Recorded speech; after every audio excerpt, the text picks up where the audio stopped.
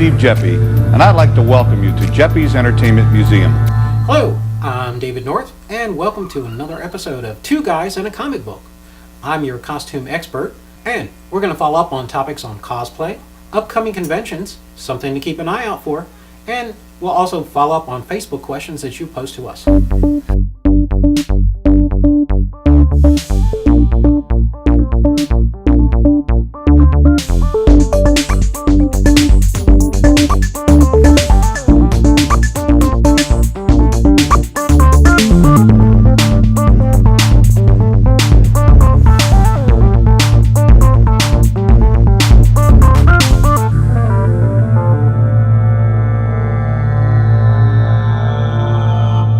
Welcome to Two Guys and a Comic Book. Tonight's episode is current events in the Baltimore area. Now, if you've been visiting here in Baltimore, you've been up here possibly for Otakon or recently our Baltimore's version of Comic-Con. We're not as big as LA, but give us some time. What I'd like to discuss is the costumes. Most people I've seen start from get-go. The youngsters are more than happy to have tinfoil swords, which are allowable downtown Baltimore City, because you're not allowed to have actual weapons here. You will get arrested. But also, it's a great way to start. And I would like to discuss the availability of communications, the technology that has improved, and how it's bringing the forefront of artists and creativity. Okay, one of the Facebook questions I've received is, how do you start in costuming? Well, if you've seen some of the face-off, I've done some of the casting work. I actually have my full 3/4 casting. I was working on my third Klingon head. But it's not that hard. It's really not. The easiest way to start, and you might see the youngsters do this, is mom and dad might also help you out in Halloween costumes. Start with your basic paper oblate. If you've maybe seen the cosplay shows, one of the ladies actually did a comic book hero, and she made it out of comics. But be regards that you have to wear something, so be aware that the paper does not wear as easily as clothes. But start with that. Your first idea is to get the concept. Sit down and draw it. Then try to work it with the pattern. I usually find the best thing to do is to find something you can wear that's comfortable. Make a pattern off of that and use that as your pattern, and then do your costume from that. You can tweak it as you go. Any other questions? Oh, also on Facebook. Yes, other materials are very easily available. You can go to any of the stores. You can go basically to Hancock Fabrics, Michael's Crafts. Also, don't forget, it's almost Halloween season, so those wonderful little Halloween shops that pop up for a month or two, they're out there. Then you got your standard stores, you've got Sears, you've got Kmart. Take a look around, and don't forget the thrift stores. How many people have given up costumes? You might find the materials or a basic item. You may even find a costume that is perfect just for you. All you have to do is go out and use some imagination. That's what we're all here about. Now, further on, when you're tweaking that idea, another Facebook question is, where do I get my inspiration? Well, did you want to be a superhero? Did you have a cartoon? Did you want to be a reality character? Do you want to make something up? That is another transition that we had way back when the Superman was like one of the first comic books out. And also, coming from that standpoint, any of those materials can be utilized in any way. And if you check with the Tandy, they actually have patterns, and some of them are even free.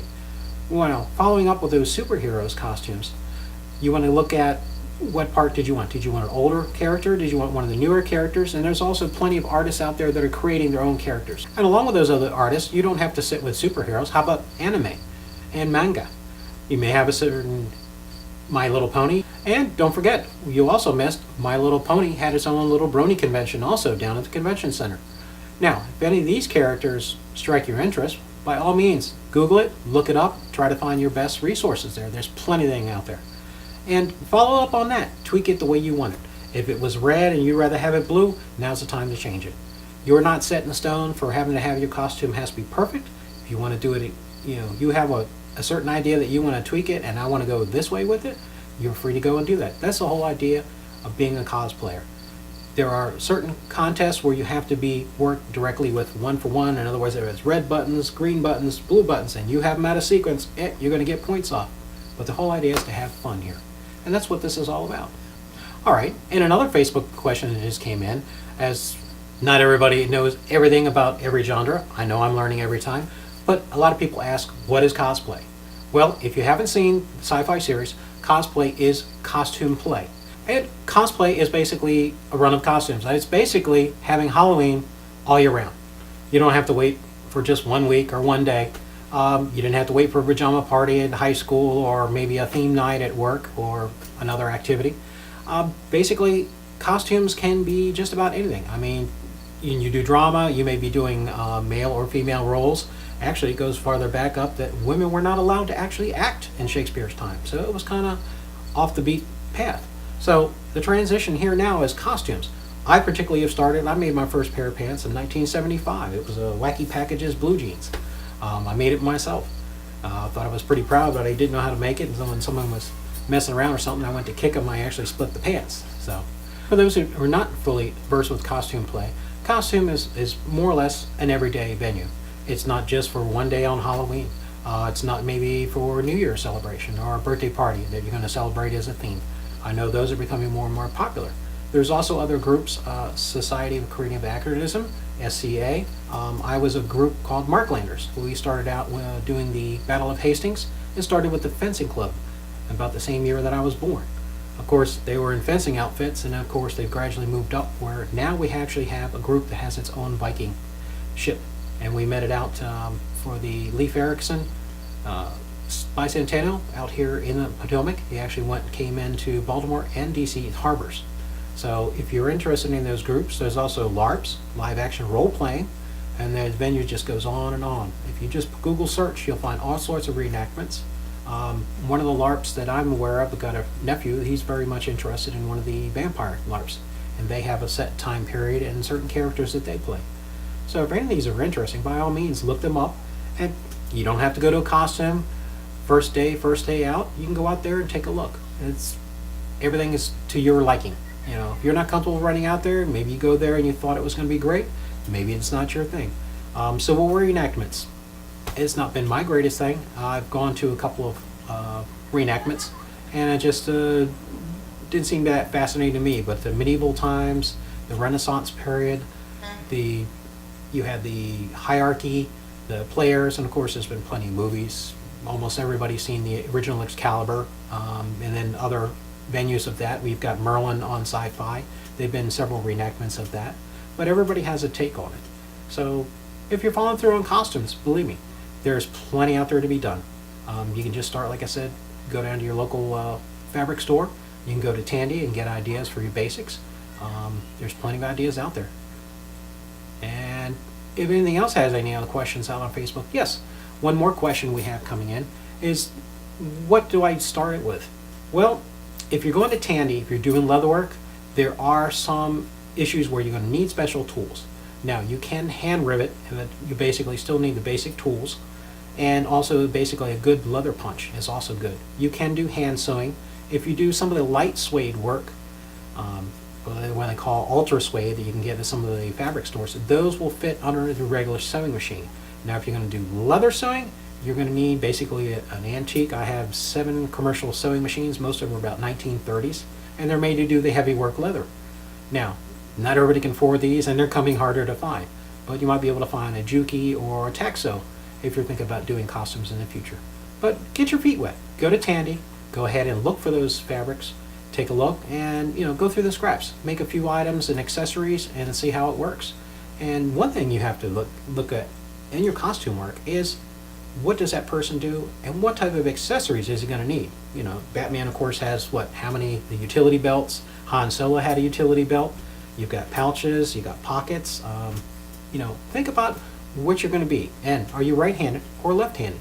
So a lot of those accessories are basically probably set up for right-hand people. I've had quite a few accessories that I've done during the Renaissance festivals. I worked for Excalibur Leathers and the Pirate's Treasure, and I had quite a few requests for left-handers, and it wasn't that hard. So believe me, if you have any questions out there, all of them can be answered. And as I was saying, costumes aren't that hard, but if you're still not sure and you had further questions, you can just email me at davidnormannorth@gmail.com. If you have any questions on costumes, any other resources, maybe you're having problems like I do sometimes with my internet. I've had an older unit that just basically crapped out, and now I'm using a friend's laptop right now to get me back on speed until I can go ahead and afford to replace it. But by all means, send me any questions. I'll save it up for the next show, or I'll basically answer it immediately to you. So by all means, if you have any questions, go ahead and follow up with me, davidnormannorth@gmail.com.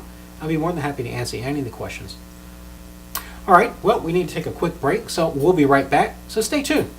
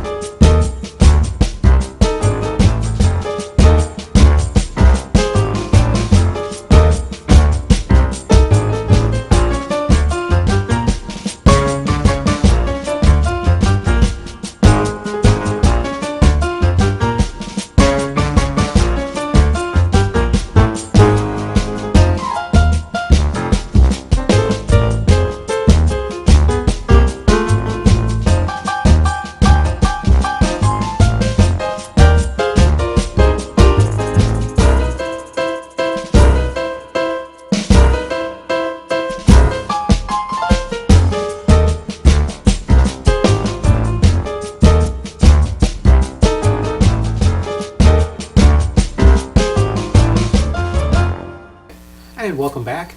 What I wanted to discuss as another Facebook question is Two Guys on a Comic Book. Yes, we talk about comic books, we talk about everything up to par, but also let's not forget the Geppies Museum. And it's not just a stale old mothball smelling museum you might think at your grandmother's house. No, we're talking about history, what got us to where we are now. Now, we have basically, you might have seen possibly your grandparents or your parents have some older toys, and we have some good representations here in the museum. Now, these were functional toys. Now, these are really hard collectibles. I'd like to have one on and show you, but if you go to the museum, you'll see some of the representations where they used to have the mechanical banks that were wind-ups. And you basically would put the coin in and it would transfer all on itself. You didn't have to push a button and it would capture it. So most of the toys way back when were the functionality toys. If it didn't function, then they really didn't make it. Now, further on in history, you've got most of the people remember the dolls. Of course, they couldn't be made today. The porcelain dolls are very fragile. A lot of the buttons and eyes and stuff were glue-ons, and those are definitely a choking hazard in today's standard. But they've progressed. If you've known about Barbie, of course, they've had several transitions on that, and of course, Ken doll came out as well. Now, further on, the toys now have become from anywhere where you had the standard army men, and that's where your imagination take apart. You had a figure stuck in time, and you had to use your imagination to work it up. Further on, now we've reached in the computer age, and in the 60s and 70s, there was a transition where some of the toys became more modern because they weren't stuck in that pattern, they weren't making widgets. These were new, fresh ideas that came about. And the further these came out, I know I remember missing have the big wheel. I think it came out about 3 years after I was too old to ride on it. Of course, I did try it, but I think it was going to break it. But nowadays, you've got the toys where the computers have taken over. So all the kids now are basically working with a computer screen. I'd love to bring you one myself. Nobody's really fascinated anymore, but we still have one of the original Pong games. And our biggest thing was turn the left paddle or right paddle and go boop, boop. That's not going to cut it today's world. But these toys now are educational. Everybody's education level are based off of that. And you even got, the Xbox and the Wii? Those aren't just toys, but also Wii has got a whole exercise program attached to that. So as you see technology changes, it's also changing the way we make toys and how we interact with them. If you're coming down to take a visit, you'll certainly see some of the toys that your parents and grandparents possibly played with. I mean, I remember going way back and they had some of the cartoons that were up later, like Felix the Cat. Now, speaking of Felix the Cat, why don't we go live now over to Andy and he'll fill us in on everything. He's a local curator down at Geppies Entertainment Music.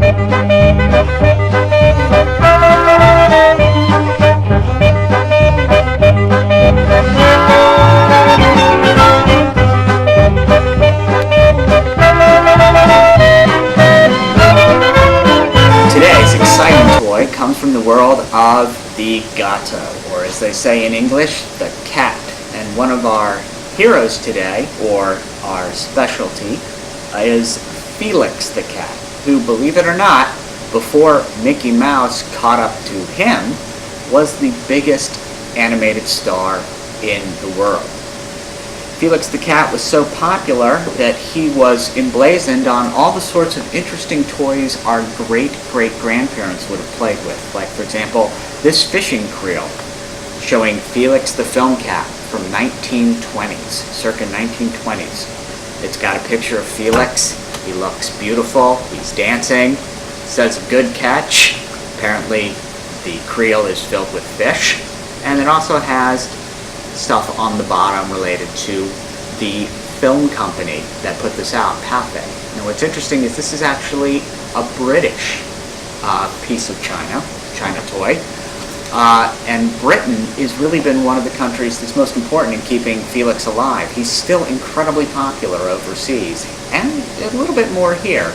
People still recognize him, not bad for a character who in his debut, Feline Follies, gassed himself to death.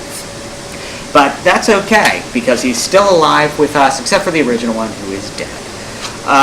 This is a very interesting piece. We, at the museum, have seen a few examples of this. It looks like folk art, but it actually is a 20s Felix the Cat figural head, and we know that it was manufactured because, watch this, oh no, Dad just bought me another one of those China fishing krills this week. Oh, I don't know where I'm going to place it in my teeny tiny room. I wish I knew how big it was. Oh, Cathead, could you help me out even though you can't talk and are an inanimate object? Of course I can. Really? I'm insane. Yes, you are. Let's measure you. Your tongue comes out. And you measure in centimeters, so you're not from this country. You're from somewhere else that does the metric system. And when I say this country, we are talking about the United States of America, not Britain, because you use centimeters over there. And it's got inches on the back, too. Looks like he retracted his tongue. 8 inches long, 8 centimeters long. Oh, and look at this. He's dirty. He's cleaning himself off before I put it away. Felix has managed to maintain a very strong popularity. It's also interesting because if you do this, it looks like he's escaping from the basket. And there's a hole back here, so it looks like, oh no, my cat's got stuck in here. He's probably covered in fleas or something. Probably not. Felix is a very clean cat.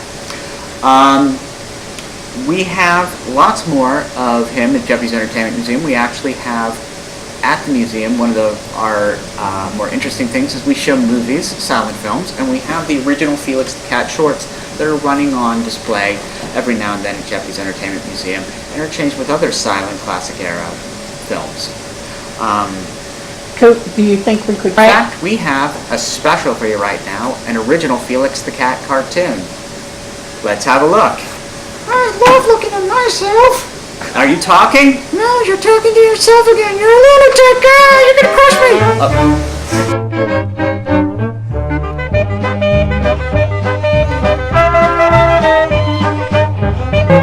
Well, thank you, Annie. That was a great piece, wasn't it? Educational? Well, we'll be right back after this break. Imagine being a hero.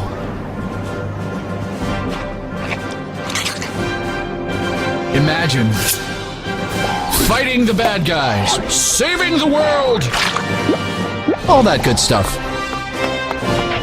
Now imagine fighting an enemy you can't see or touch. Extra life, play games, heal kids.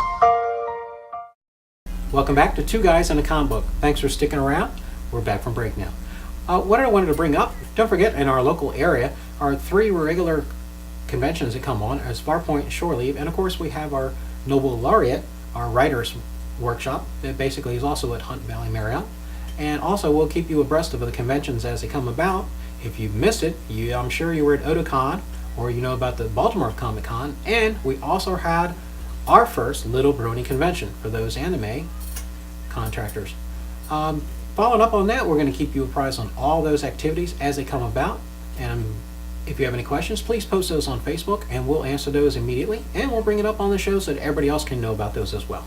And again, we're going to keep you up to date on all the conventions. We'll try to keep everything live action role playing, any other sci-fi. Now, if you've been in the local area, you probably already know about Farpoint and Shore Leave, which are Star Trek sci-fi type conventions. But also, we now have Baltimore Comic Convention. We also had, for our first time, the Little Brownie Convention. And of course, we have Otakon, which has been going on for quite some time. Now, that probably brought you up to the part where you see cosplay, live on sci-fi, and face-off. If you're not ready for that, that's okay. We will keep you up to schedule on all those events as we find out. And by all means, give us a up on the Facebook.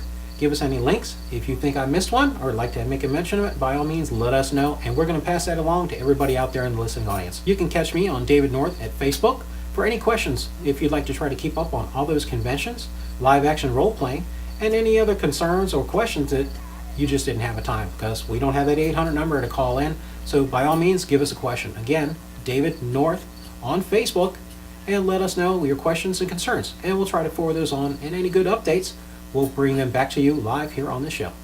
And of course, I'm going to go ahead and share those with the Facebook page of Two Guys and a Comic Book. So we'll try to keep everybody up to date. So if you can catch me or the main Facebook of Two Guys and a Comic Book, we'll keep you up to par and make sure that you don't miss an activity that you'd like to go. And further on, we'll be right back with this break. It started small. Then it went global.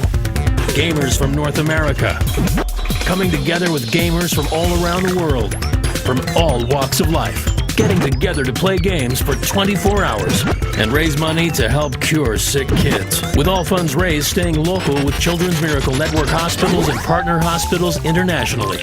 For more info or to sign up, visit www.extra-life.org. Play games, heal kids, Extra Life.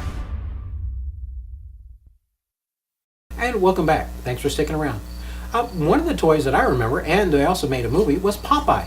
Now, some of those people don't remember, but I'm sure Andy could tell you. Andy, why don't you take it away and give us a backstory on Popeye?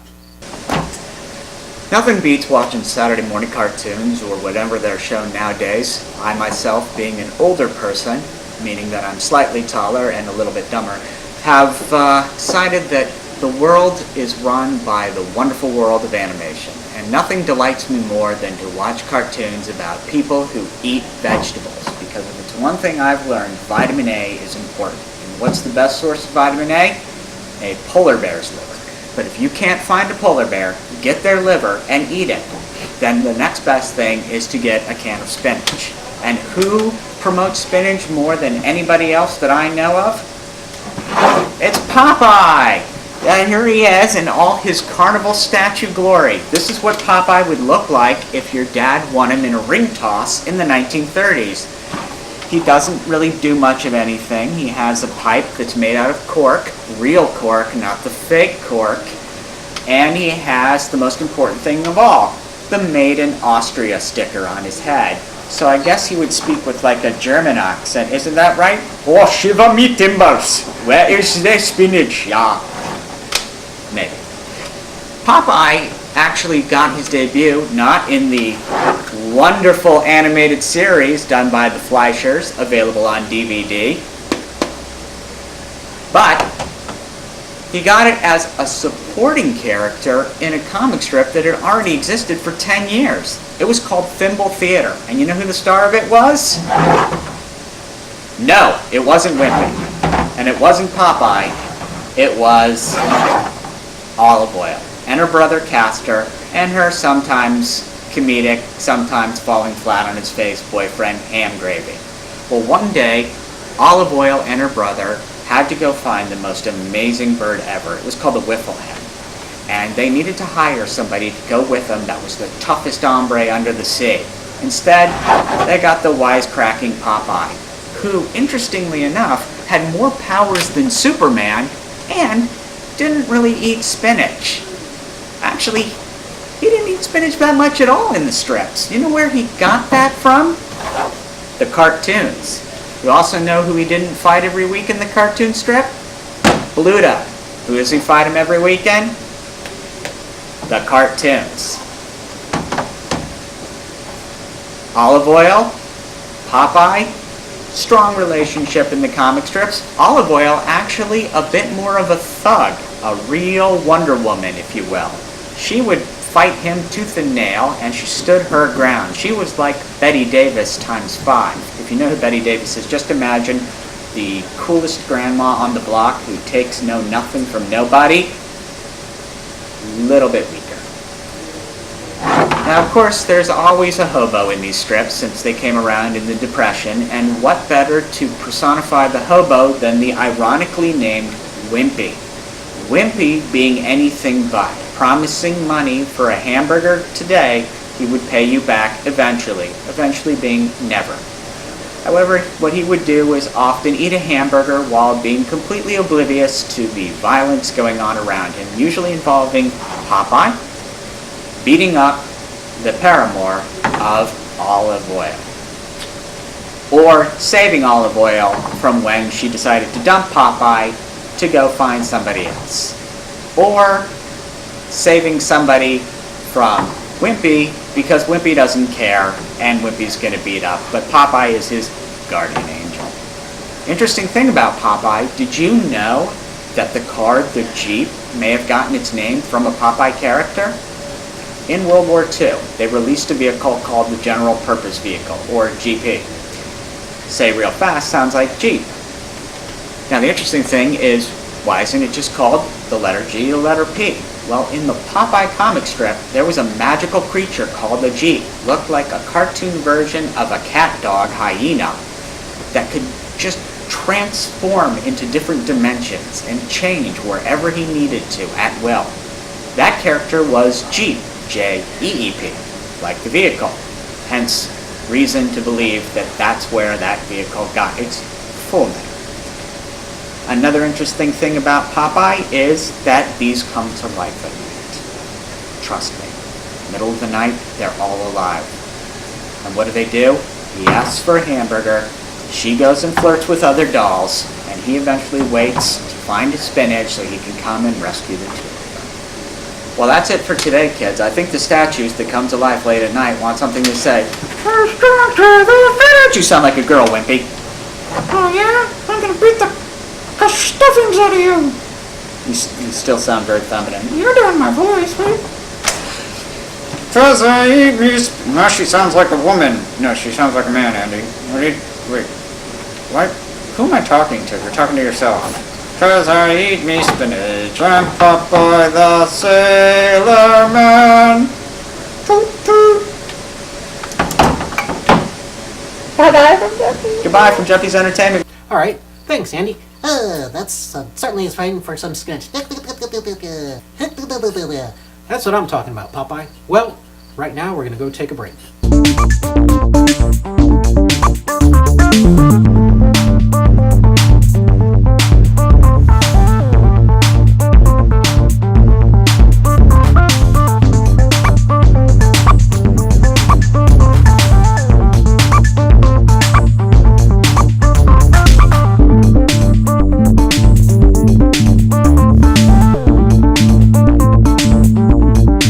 And thank you for coming by. This has been a wonderful episode. It's been nice to be here with you.